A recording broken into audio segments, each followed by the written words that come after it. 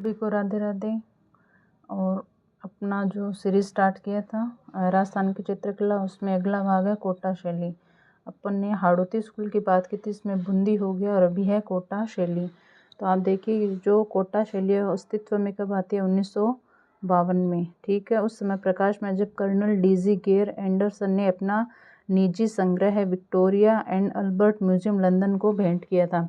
अभी इसमें केवल आपको इतना याद रखना है कि कोटा शैली है वो अस्तित्व में कब आई, 1952 में। ठीक है, यहाँ देखिए कोटा चित्र शैली का जो स्वतंत्र अस्तित्व है वो स्थापित करने का श्रेय महाराव राम सिंह को जाता है। ठीक है, तो याद क्या रखना है, अस्तित्व 1952 में याद रखना है और इसको स्वतंत्र रूप से स्थापित करने का जो श्रेय है वो महाराजा राम सिंह को है वो जाता है। अब देखिए यहाँ पे देखिए उमेद सिंह प्रथम मतलब इसमें जो परिवर्तन का श्रेय वो उमेद सिंह प्रथम को जाता है कि कोटा शैली का सबसे ज़्यादा विकास उमेद सिंह प्रथम के समय में हुआ है। ठीक है, ये याद रखना आपको, सबसे वेरी वेरी इम्पोर्टेंट। जैसे अपन ने देखो अपन ने मेवाड़ में उदयपुर शैली में पढ़ा था चित्रित रागमाला। ठीक है, वो था केवल चित्रित रागमाला शाइबदीन का।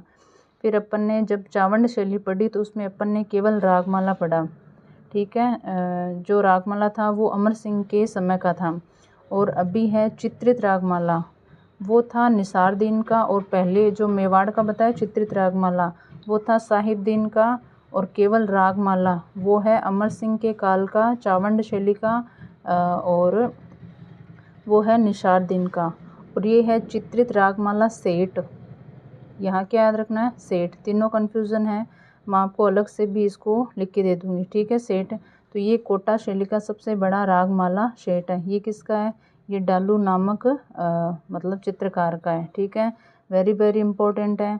कौन सा, चित्रित रागमाला सेठ कोटा का है और इसका सबसे बड़ा है वो रागमाला सेठ है। इसमें सेठ वर्ड याद रखना आपको। डालू नामक चित्रकार है, संबंध कौन सी शैली से है, कोटा शैली से है। ठीक है, अब कोटा शैली में मिनिएचर पेंटिंग मतलब छोटे पासपोर्ट साइज़ के आखेट चित्रांकन, अगर आखेट का और नारियों रानियों को भी अगर शिकार करते हुए दिखाया गया है तो वो उसका संबंध है वो कोटा शैली से है। और बूंदी और कोटा की ये विशेषता रही है कि यहाँ जो सबसे ज़्यादा है वो मतलब शिकार के या जो प्रकृति के हैं उनको दिखाया गया है। यह घने जंगलों वाले कोटा के प्राकृतिक परिवेश का सुंदर चित्रण है। ठीक है, ये इम्पोर्टेंट आप याद रखिएगा। आखेट पूरी लाइन आपको याद नहीं रखनी, जैसे आखेट है वो याद रखना। शिकार में रानियों को भी दिखाया गया है, ये पहले अपन ने जैसे नाथ द्वारा में कमला और इलायची पढ़ी थी, वो याद रखना कि वो 2 महिला कलाकार वही हैं नाथ द्वारा में। अभी तक अपन ने कहीं भी महिला चित्रकार की वो बात नहीं की। फिर ये मुसव्विर खाना क्या होता है, कोटा रियासत का पेंटिंग विभाग, उसको मुसव्विर खाना है वो कहते हैं। ठीक है, कलर आपको इतने याद नहीं रहेंगे। तो कोटा के उत्कृष्ट भित्ति चित्र ये याद रखना, झाला की हवेली। झाला की हवेली झालावाड़ में निर्माण झालिम सिंह ने किया है। राजमहल ये याद रखना, बड़े देवताओं की हवेली, बड़े देवता जी की हवेली आदि देखने को मिलते हैं। ये डायरेक्ट पूछ लेते हैं, जैसे बड़े देवता जी की हवेली कहाँ है। ठीक है, झाला की हवेली, झाला से तो झालावाड़ पता चल रहा है। तो भीम सिंह के काल में वल्लभ संप्रदाय से संबंधित ज़्यादा चित्र मिले, याद रखिए भीम सिंह। क्यों, क्योंकि वल्लभ संप्रदाय का संबंध अपन देखते हैं कि मेवाड़ चित्रशैली पर भी था। बाद में धीरे धीरे 18वीं शताब्दी के आसपास है वो मतलब मुगल प्रभाव है या अंग्रेजी प्रभाव है वो भी उसके ऊपर आने लगा था। अब इसमें एक और है झालावाड़ चित्रशैली। ठीक है, इसमें देखिए झाला राजा जालिम सिंह के काल में यहाँ के मंदिरों राजमहलों में श्री नाथ जी, राधा कृष्ण लीला, राजसी ठाट बाट का वैभव और रामलीला के भित्ति चित्र प्रमुख है। यहाँ पे आपको ये याद रहे या न रहे कोई बात नहीं, लेकिन आपको ये याद रखना है कि झालावाड़ चित्रशैली का संबंध है वो हाड़ौती चित्रशैली से है। ठीक है, फिर अगर मान लो डायरेक्ट ऐसे पूछ लीजिए राजसी ठाट बाट और रामलीला, तो जालिम सिंह याद रखिएगा और ये थोड़ा थोड़ा ही याद एक बार देख लीजिएगा। और इसी में एक है दुगारी चित्रशैली बूंदी, तो ये याद रखिएगा जो मतलब बूंदी शैली से ये जुड़ी हुई है, इतना आप लोग याद रखिएगा। ये अपनी है जो चित्रकला में जो हाड़ौती चित्रशैली है या हाड़ौती स्कूल ऑफ पेंटिंग्स है वो पूरी हो जाती है। अब अपन बात करते हैं जयपुर चित्रशैली की, आमेर। ठीक है, तो ढूंढाड़ है। इसमें देखिए आप यहाँ से देखिए आमेर को 16वीं सदी में चित्रकला का एक प्रमुख केंद्र बना दिया। कौन सी सदी से, 16वीं सदी से। फिर यहाँ देखिए कि 1562 में आमेर के मुगलों के साथ वैवाहिक संबंध स्थापित हो गए। ठीक है, आपको पता ही है जो अकबर का सीरियल भी आता था पहले। ठीक है, उसमें अपन ने देखा था कि 1562 में अकबर का जोधाबाई के साथ विवाह हो जाता है। ठीक है, तो यहाँ 1562 की घटना है वो, तो यहाँ से इनके साथ है वो वैवाहिक संबंध स्थापित हो जाते हैं। कुल मिला के कहने का ये है कि जो आमेर चित्रशैली है उस पर मुगल शैली का है वो प्रभाव है वो आ जाता है। फिर यहाँ देखिए कि जो मानसिंह प्रथम के शासनकाल में ही आमेर में सुंदर भित्ति चित्र है वो चित्रित होने लगे थे। तो मानसिंह को आपको याद रखना है। ये देखिए, ये भागवत पुराण अपन ने मेवाड़ में भी पढ़ी थी, उदय सिंह के काल में पढ़ी थी। वो भागवत पुराण का परिजात अवतरण था जो कि नाना राम जी के द्वारा वो चित्रित किया गया था। तो वो भी याद रखिए। यहाँ पे इम्पोर्टेंट नहीं, लेकिन वहाँ का, क्योंकि वहाँ पे कलाकार का नाम दिया हुआ है नाना राम जी, तो वो आपको याद रखना है। आमेर शैली या मौजमाबाद चित्रशैली, ये मौजमाबाद क्यों बोला है? क्योंकि जब मुगलों के द्वारा जब आक्रमण किया जाता है तो आमेर का जो किला होता है उसका नाम बदलकर मौजमाबाद कर दिया जाता है, तो उसको मौजमाबाद चित्रशैली भी बोल देता है। तो इसके ये याद रखना, यशोधरा चरित्र, ये प्रारंभिक काल के चित्रित ग्रंथ है। यशोधरा चरित्र और आदि पुराण नामक ग्रंथ आमेर में चित्रित हुए, ये इम्पोर्टेंट है। यशोधरा चरित्र का संबंध कहाँ से है? आमेर चित्रशैली से। आमेर चित्रशैली का दूसरा नाम मौजमाबाद चित्रशैली, और यशोधरा चरित्र और एक आदि पुराण, ये याद रखिएगा। और एक 1562 में जो वैवाहिक संबंध हुआ उसके बाद में जो आमेर शैली है उस पर जो मुगल शैली का प्रभाव हुआ वो कब से हुआ? तो वो 1562 से है। और एक आमेर शैली मतलब चित्रकला का केंद्र कब से बनना शुरू हो गया? तो वो 16वीं सदी से शुरू हो गया। यहाँ देखिए, इसी समय में बनी और महाराजा सवाई मानसिंह द्वितीय। अभी ऊपर अपन ने क्या देखा? मानसिंह। ठीक है, मानसिंह के काल में भित्ति चित्र है वो बनना प्रारंभ हो गए थे। और अभी अपन बात कर रहे हैं सवाई मानसिंह की द्वितीय की। तो इसमें सुरक्षित रज़्मनामा, ठीक है, की प्रति अकबर के लिए जयपुर सूरत खाने में तैयार की गई थी। रज़्मनामा याद रखिएगा। और इसकी प्रति अकबर के लिए जयपुर सूरत खाने में तैयार की गई थी। हालांकि यहाँ का अकबर से पन्ना का कोई लेना देना नहीं है, राजस्थान से, लेकिन आपको याद रखना रज़्मनामा है उसका संबंध कहाँ से है? तो ये जयपुर या आमेर चित्रशैली से है, महाराजा मानसिंह द्वितीय की काल की है, और जयपुर सूरत खाने में। देखो 169 बड़े आकार के चित्र है। ठीक है, और जयपुर के चित्रकारों का भी उल्लेख है वो मिलता है। अब तक अपन ने देखा कि चित्रकारों का नाम उल्लेख है वो नहीं मिलता, मतलब जैसे या तो चित्र के नीचे नहीं मिलता होगा शायद ही होगा। ठीक है, तो आदि पुराण अपन ने देख लिया। और फिर मिर्जा राजा जयसिंह के शासनकाल में लघु चित्र बनने लगे थे, और 17वीं शती में रसिक प्रिया, कृष्ण लीला, रास मंडन के चित्र वो मुगल शैली से अत्यधिक प्रभावित थे। तो यहाँ पे आप मिर्जा राजा जयसिंह को याद रखिएगा, लघु चित्र का संबंध है वो इनसे है। ठीक है, अब देखिए सबसे इम्पोर्टेंट ये है, अभी जो पीछे आरएस का एग्ज़ाम होता है उसमें ये पूछा भी गया, मोहम्मद शाह है और साहिब राय। देखिए ये है साहिब राय, और अपन ने मेवाड़ चित्रशैली में पढ़ा है साहिब राम,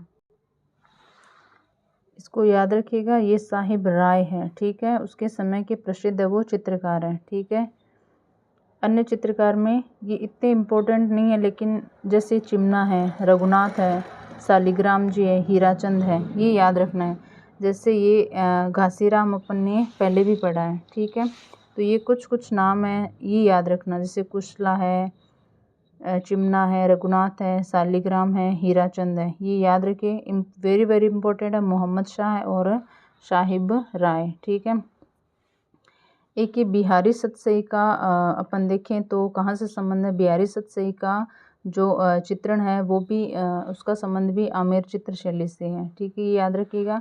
एक सवाई जयसिंह के दरबार चित्रकार मोहम्मद शाह ने भगवान कृष्ण लीला संबंधी चित्रांकन अपने चित्रों में है वो किया है, ये वेरी वेरी इंपॉर्टेंट है। सवाई जयसिंह याद रखिएगा, मोहम्मद शाह याद रखिए, और ये भी भगवान कृष्ण लीला संबंधी है वो चित्रांकन है, ये अपने को कम ही देखने को मिलता है। ठीक है, एक ये 36 कारखानों की स्थापना है वो सवाई जयसिंह ने की आमेर में, जिससे सूरत खाना भी एक था। इन 36 कारखानों में से एक था सूरत खाना। ठीक है, ये याद रखिएगा। फिर ये देखिए रसिक प्रिया, कवि प्रिया, गीत गोविंद, बारहमासा, नवरस और रागमाला, इनका भी है वो चित्रण है वो किया गया, ये भी आप याद रखिएगा। और एक इम्पोर्टेंट है ये, जयपुर के दरबारी कवि शिवदास राय द्वारा ब्रज भाषा में तैयार करवाई गई सचित्रित पांडुलिपि सरस रस ग्रंथ है, जिसमें कृष्ण विषयक चित्र 39 पूरे पृष्ठों पर अंकित हैं। तो किनके दरबारी कवि हैं? जयसिंह के दरबारी कवि है शिवदास राय, और उनके द्वारा ब्रज भाषा में तैयार की गई है सचित्र, मतलब अपन बोल सकते हैं कि उनको लेखन भी किया गया साथ में।